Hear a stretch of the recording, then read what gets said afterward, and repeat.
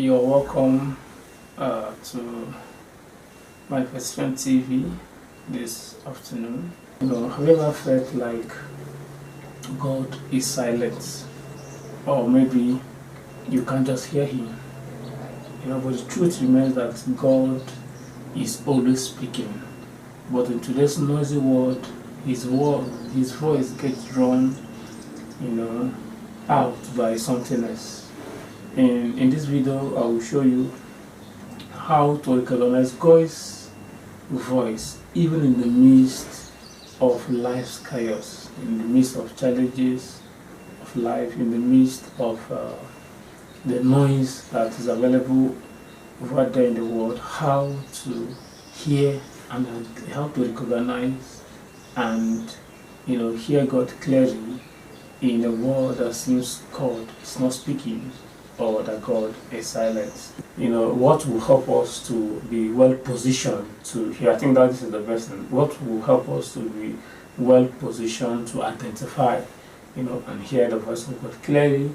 Number one on my list is the quiet place. Quiet environment. To hear God sometimes, we need to step away from distractions. If you read the scriptures, we realize that Jesus will often withdraw to lonely places to pray.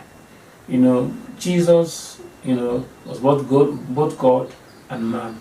But for him to communicate to God and to receive instructions as regarding his call and destiny, and ministry to fulfill on earth, he usually withdraw, to lonely places to pray.